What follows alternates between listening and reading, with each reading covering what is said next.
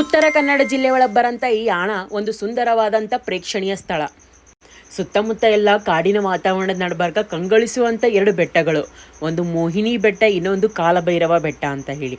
ಈ ಕಾಲಭೈರವ ಬೆಟ್ಟ ಮತ್ತು ಈ ಮೋಹಿನಿ ಬೆಟ್ಟ ಸೃಷ್ಟಿ ಆಗೋದ್ರಿಂದ ಒಂದು ದೊಡ್ಡ ಕಥೆನೇ ಅದ. ಈ ಕಥೆಯಲ್ಲಿ ಉಲ್ಲೇಖ ಆಗ್ಯದ ಅಂತ ಹೇಳಿದ್ರೆ ಸ್ಕಂದ ಪುರಾಣದೊಳಗೆ ಉಲ್ಲೇಖ ಆಗ್ಯದ. ಸ್ಕಂದ ಪುರಾಣದ ಪ್ರಕಾರ ಈ ಬೆಟ್ಟಗಳು ಯಾವ ರೀತಿ ಸೃಷ್ಟಿ ಆದವು ಅಂತ ಹೇಳಿದ್ರೆ, ಒಬ್ಬ ಭಸ್ಮಾಸುರನ ರಾಕ್ಷಸ ತಪಸ್ಸಿಗೆ ಕುಂತು ಶಿವನಿಗೆ ಒಲಿಸ್ಕೋಬೇಕು ಅಂಥೇಳಿ ಅಂದ್ಕೊಂಡಿರ್ತಾನೆ. ಅದೇ ರೀತಿ ಶಿವ ಅವನ ತಪಸ್ಸಿಗೆ ಮೆಚ್ಚಿ ಬಂದು ಅವನಿಗೆ ಪ್ರತ್ಯಕ್ಷವಾಗಿ ಹೇಳಿದಾಗ ಅವ ಭಸ್ಮಾಸುರನ ಯಾರ ತಲೆ ಮೇಲೆ ಕೈ ಇಟ್ಟರು ಕೂಡ ಅವರು ಸುಟ್ಟು ಭಸ್ಮ ಆಗಬೇಕು ಅಂಥೇಳಿ ಶಿವನಿಗೆ ಕೇಳ್ಕೊತಾನ.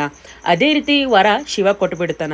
ಅದಾದ್ಮೇಲೆ ಭಸ್ಮಾಸುರ ಏನು ಮಾಡ್ತಾನ ಅಂತ ಹೇಳಿದ್ರೆ ಶಿವನ ತಲೆ ಮೇಲೆ ಕೈ ಇಡೋ ಸಲುವಾಗಿ ಹೋಗ್ತಾನ. ವರವನ್ನು ಕೊಟ್ಟಂಥ ಶಿವನಿಗೆ ಆ ರೀತಿ ಮಾಡ್ಲತ್ತನ ಅಂತ ಹೇಳಿ ಆ ಟೈಮ್ನಾಗ ಶಿವ ತಪ್ಪಿಸಿಕೊಂಡು ಹೋಗಿ ವಿಷ್ಣುನ ಹತ್ರ ಹೋಗಿ ನಡೆದ ಘಟನೆಗಳೆಲ್ಲಾನು ಹೇಳ್ತಾನ. ಹೇಗಾದರೂ ಮಾಡಿ ಶಿವನಿಗೆ ಈ ಸಂಕಟ್ಲಿತ ದೂರ ಮಾಡಬೇಕು ಅಂತೇಳಿ ವಿಷ್ಣು ಮೋಹಿನಿಯ ರೂಪ ಧರಿಸ್ತಾನ.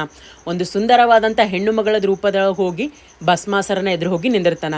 ಆಗ ಭಸ್ಮಾಸುರ ಮೋಹಿನಿಯ ಸೌಂದರ್ಯಕ್ಕೆ ಮೆಚ್ಚಿ ನೀ ನನಗೆ ಮದುವೆ ಆಗು ಅಂತೇಳಿ ಮೋಹಿನಿಗೆ ಕೇಳ್ತಾನ. ಮೋಹಿನಿ ಆ ಟೈಮ್ನಾಗ ಏನಂತಾಳ ಅಂದ್ರೆ, ನಾ ಯಾವ ರೀತಿ ನೃತ್ಯ ಮಾಡ್ತೀನಿ ಆ ರೀತಿ ನೀ ಕುಣಿಬೇಕು, ಈ ಸವಾಲಿಗೆ ನೀ ಏನಾದರೂ ಒಪ್ಕೊಂಡಿದ್ದೀಯ ಅಂತ ಹೇಳಿದ್ರೆ ನಾನು ನಿನಗೆ ಮದುವೆ ಆಗ್ತೀನಿ ಅಂಥೇಳಿ ಮೋಹಿನಿ ಹೇಳ್ಬಿಡ್ತಾಳ.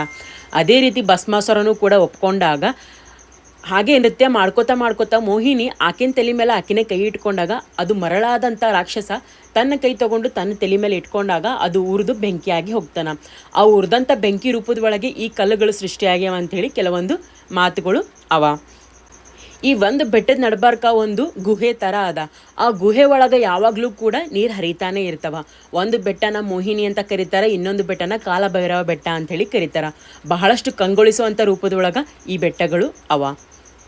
ಇವತ್ತಿನ ಯಾಣ ಬಗ್ಗೆ ಮಾಹಿತಿ ನಿಮ್ಗೆ ಏನಾದರೂ ಇಷ್ಟ ಆಗಿತ್ತು ಅಂತ ಹೇಳಿದ್ರೆ ನನ್ನ ಚಾನಲ್ಗೆ ಸಬ್ಸ್ಕ್ರೈಬ್ ಮಾಡೋದಂತೂ ಮರಿಬೇಡ್ರಿ. Thank you for watching.